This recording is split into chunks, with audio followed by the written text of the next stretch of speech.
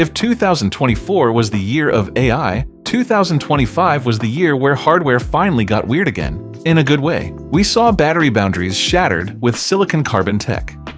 We saw screens that fold not once, but twice. And we saw the rise of the ultra mid-rangers that made us question why we spend $1,000 on flagships. Some were masterpieces, some were confusing, and some were just straight up disappointing. So grab a snack, it's time to crown the winners. Welcome to the Smartphone Awards 2025. Let's kick things off with my favorite category, Best Value Smartphones of 2025, aka the Dark Horse. This award is for the maximum value for your money. They are just incredibly smart purchases. Coming in at number 5, we have the Xiaomi 15T Pro. It's the reliable all-rounder. Great screen, fast charging, solid cameras. It doesn't excite me, but it never lets you down. At number 4, the Nothing Phone 3 Pro. Style doesn't have to cost a fortune. You get that iconic glyph interface and clean software for a price that undercuts almost everyone. At number 3, the OnePlus 15R. This is the classic flagship killer DNA. It stripped away the wireless charging and fancy zoom to give you raw speed and a great screen. Number 2 is the iQOO 15. If you care about raw performance per dollar, this is unbeatable. It's basically a gaming beast in disguise. But the winner of the Dark Horse Award goes to the Poco F8 Ultra. I still don't know how they did this. It has a physical subwoofer, a Snapdragon flagship chip, and a top-tier OLED panel. For its price, it's just amazing. Moving on to innovation. These are the phones that pushed the industry forward. I am convinced these 5 phones are from the future, and therefore the winner gets the Time Traveler Award. Number 5, the Huawei Pura 80 Ultra. We've seen pop-up cameras before, but this retractable lens mechanic is actually useful for massive sensor physics. Crazy engineering. Number 4, the Samsung Galaxy Z Trifold. It's a phone, a tablet, and a mini monitor. It's thicker, sure, but when you unfold it, it is actually quite thin. Number 3, the Poco F8 Ultra again. Why? Because putting a physical subwoofer chamber inside a phone is the kind of madness I missed in tech. Number 2, the Red Magic 11 Pro. Liquid metal cooling. We used to use this stuff in high-end PC builds, and now it's in your pocket. And the innovation of the year goes to the Xiaomi 17 Pro Max. Finally, a second rear display that actually works. It changes how you vlog, how you take selfies, and how you multitask. It's not a gimmick, it's a tool. Let's talk looks so that you stop buying boring smartphones. Here are the ones with the best designs in 2025, and winner gets the Masterpiece Award. Number 5, Oppo Find X9 Pro. Sleek and premium feel. This is just beautiful to hold. Number 4, Xiaomi 17 Pro Max. It's bold. It's highly customizable. It looks like a camera first and a phone second. Number 3, Red Magic 11 Pro. Unique and futuristic. If you like the cyberpunk aesthetic, this is the right choice. Number 2, the iPhone Air. It's ultra thin and minimalistic. It reminds me of the iPhone 5 days, just pure metal and glass. And the best design of 2025 goes to the Nothing Phone 3 Pro. It is an industrial design masterpiece. The way they integrated the lights, the transparency, the balance, it is the only phone on this list that feels like art. We stare at these screens for 8 hours a day. Who actually delivered the best visual experience? The Pixel Perfection Award is next.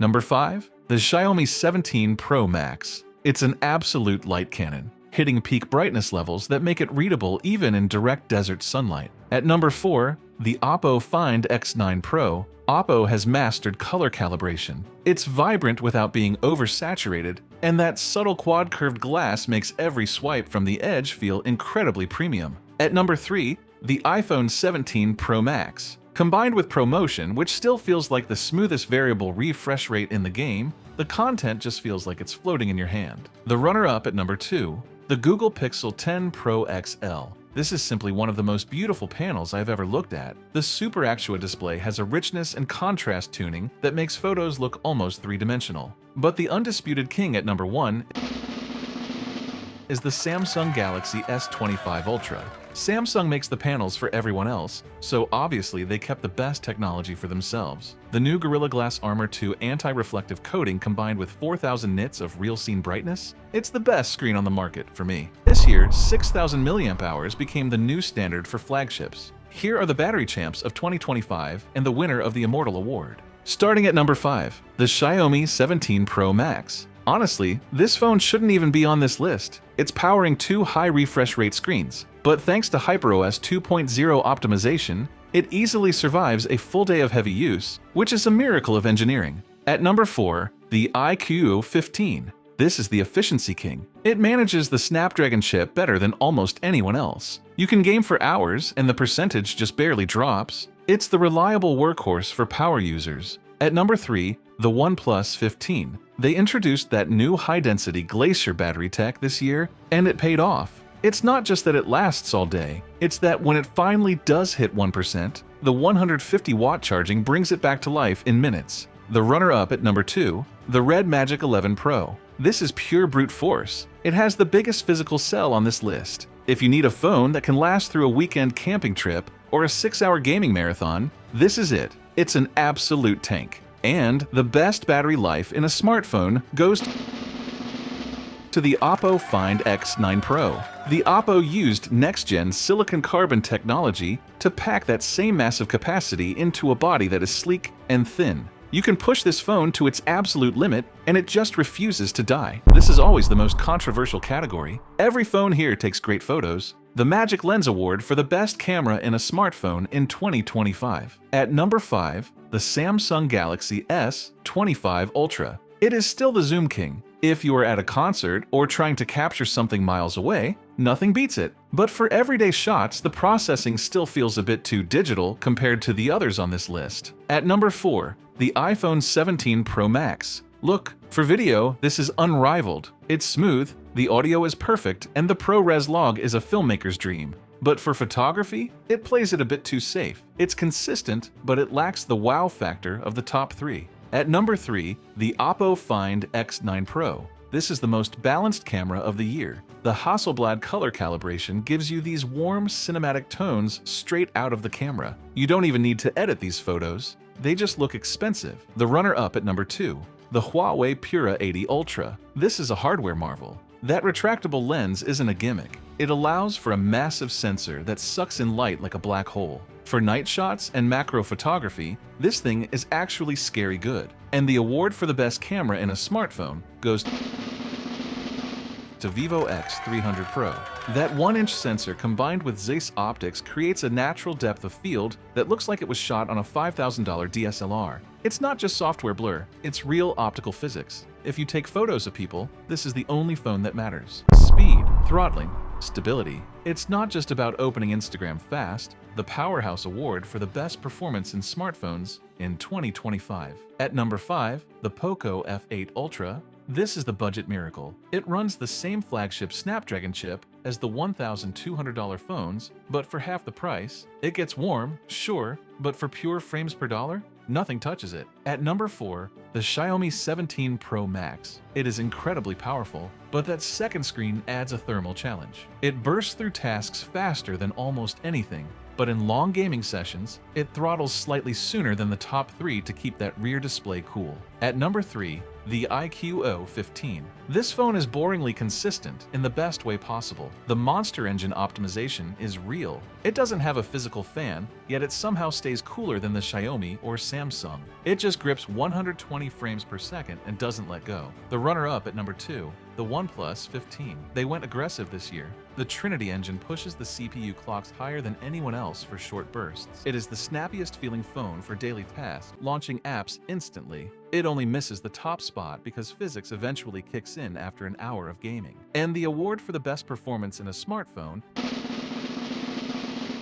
is, unsurprisingly, the Red Magic 11 Pro. You cannot beat physics. Because of that 24,000 RPM physical fan and the new liquid metal cooling layer, it never throttles. Not every phone this year was a winner. Some were just straight up disappointing, and that is why the winner receives the dud of the year. Starting at number 5, the Sony Xperia 1.7. Look, I want to love this phone. It has a headphone jack, no notch, and a microSD slot. But the price is frankly insulting. Asking $1,600 for a phone with auto mode camera issues that haven't been fixed in 5 years? It's just too niche for its own good. At number 4, the Samsung Galaxy S25 Edge. This was a weird experiment that nobody asked for. We spent years begging companies to stop with the curved screens, and Samsung decided to bring back the extreme waterfall edge? It's expensive, not a good battery life, and only 2 cameras. At number 3, the iPhone Air. It is undeniably beautiful, maybe the best looking phone Apple has ever made. But at what cost? Physics.